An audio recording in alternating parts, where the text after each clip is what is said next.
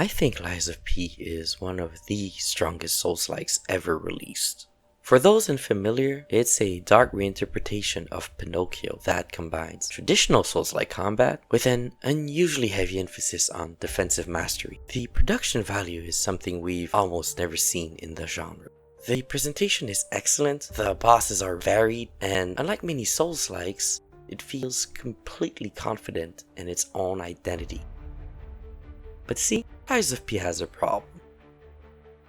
Because for all its qualities, there's a tension at its core. Not in its technical performance, not in its content, and certainly not in its level of polish. The problem emerges in its combat system, which is exactly why it fascinates me. It seems to know exactly what kind of combat experience it wants to create, yet some of the details and the mechanics surrounding that vision don't always support it. And that contradiction is what I call the Frankenstein Problem.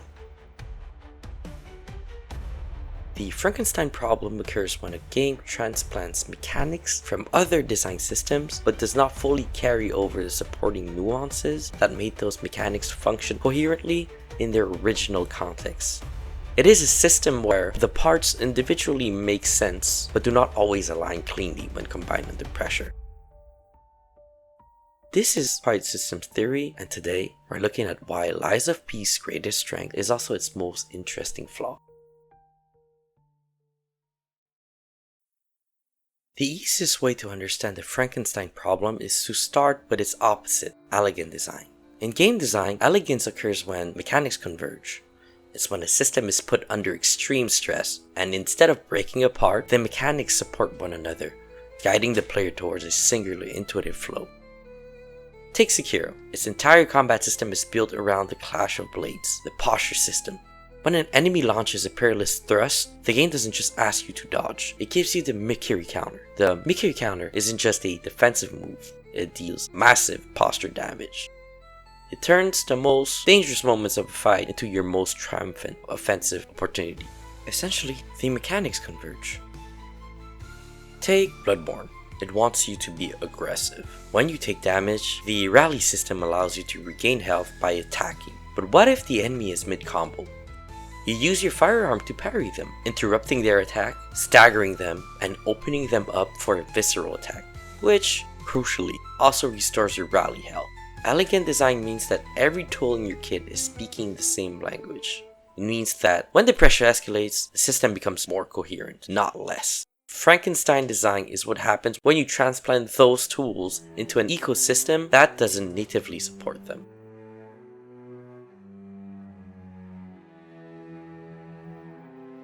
Offense in Lies of P creates pressure, but pressure does not always lead to stable control.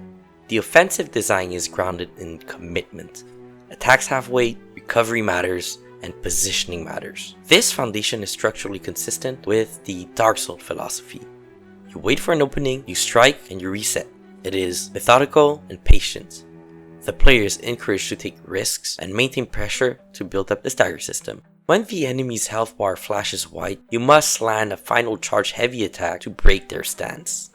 At its best, this creates a satisfying sense of momentum, but momentum and control are not the same thing. In an elegantly designed system, offensive success should converge into stable, systemic control. Here, we begin to see divergence. Offensive success does not always grant you the initiative. You are encouraged to maintain pressure, but as we'll see when we look at the defensive options, the game often lacks the tools to let you do so safely. Defense is where Lies of P most clearly expresses its intended combat identity. The game offers three primary responses to incoming pressure. Dodging avoids attacks, but in Lies of P, it is a very short sidestep. It is nowhere near the generous role of Dark Souls, requiring more precise positioning.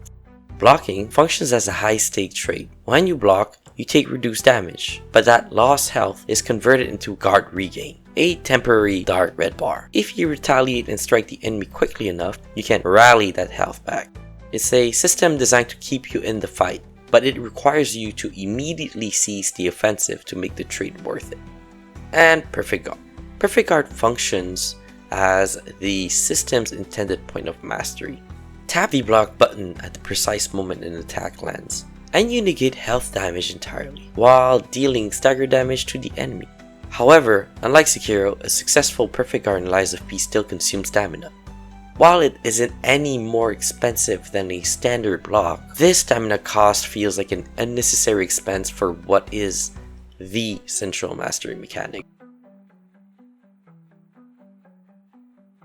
In a system that already demands perfect timing, forcing the player to also pay a resource tax for success creates a subtle friction. Within the Frankenstein framework, the issue emerges in how these systems were assembled. The Perfect Guard occupies a privileged position, but it is not supported by the same structural flexibility found in Sekiro. Lies of P has an 8-frame window and, crucially, no defensive state buffer. In Sekiro, if you release the guard button early, you stay in a blocking state for a few frames. In Lies of P, if you let go of the input even a frame too soon, you immediately exit the blocking state. As a result, Perfect Guard relies more on raw precision than rhythmic flow. It feels less like a dance and more like a rhythm game where the notes are actively trying to trick you. To understand this divergence, we need to look at the combat style spectrum. Traditional Souls-like combat is built around interruption. Dark Souls and Bloodborne use parry systems that allow skilled players to convert defensive timing into immediate offensive advantage. They are discrete reward windows that reset the enemy's momentum. The gun parry in Bloodborne is the ultimate interrupt tool. It stops an enemy's momentum dead in its tracks from a safe distance. Sekiro represents continuous flow, where offense and defense are interwoven through posture pressure. You do not interrupt the boss's combo, you deflect it. The enemy's combo is your opportunity to deal damage. Lies of P tries to live in both worlds. It has the pseudo turn-based, methodical offense of Dark Souls, but it demands the continuous flow defense of Sekiro. The problem is that it lacks the connective tissue that makes either philosophy work. It doesn't have, in quantity, the definitive interrupt tool of Bloodborne to stop a combo, and it doesn't have the generous rhythmic buffering of Sekiro to sustain one. You are forced to stand your ground, but because the timing is so tight and punishing, it feels like the mechanics are pulling you in two different directions.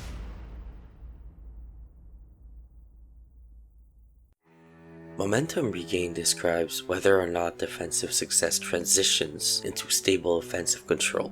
In an elegantly designed system, successful defense naturally resolves into advantage.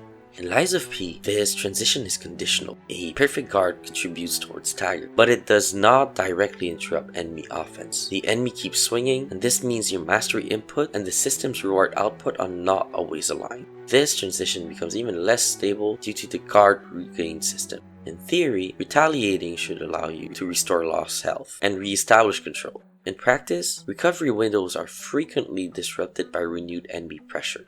You are encouraged to push back to heal, but the enemy's relentless AI often prevents you from doing so safely. Even successful defense does not always converge into full systemic recovery. As enemy pressure escalates, we see momentum drift. This is where systems still operate, but their combined output no longer resolves into consistent player advantage.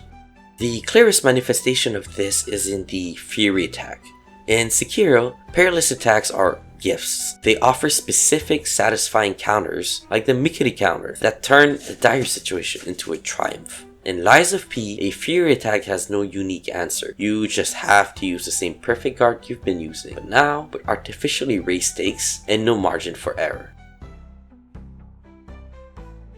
Lies of P's systems are unbroken, but they struggle because the combat identity does not always converge cleanly under pressure. Individually, the mechanics are coherent, but together, they reveal a system built on tension. It is a system where, first, the guard regain tells you to attack, but the enemy's hyper armor and speed tell you to wait. Second, the Perfect Guard demands a rhythmic flow, but the 8-frame window and lack of buffer demands mechanical precision. And third, the Fury attack demands a counter, but the system provides no unique tool to convert that danger into an advantage. It is carefully constructed, highly polished, and mechanically coherent, yet still shaped by internal frictions between design intentions that do not always fully align.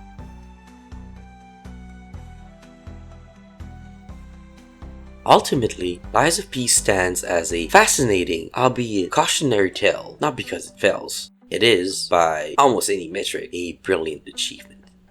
But because it shows us exactly how much those final, subtle nuances of design truly matter. The foundation of a masterpiece is already here. What's missing is the connective tissue, the tightening of the combat philosophy to ensure that when a player masters the perfect guard, the system rewards them with the same elegance and convergence found in the masters of the genre. It is a game that holds together just enough for the cracks to matter. And those cracks are where the most interesting lessons live. Lies of P is a beautiful, polished monster, almost settling into a unified expression of a new Souls hybrid, yet always just one frame away from the tension that defines it. If you've enjoyed the video, feel free to like, subscribe, and let me know what you think. I'm curious to hear your take on Lies of P. Do you find that mechanical tension adds to the experience? Or does it feel like a hurdle to the flow we've talked about today? And if there are other games, systems, or design topics you'd like to see explored in future videos, I'd love to hear your suggestions in the comments. Thank you for watching, and stay awesome.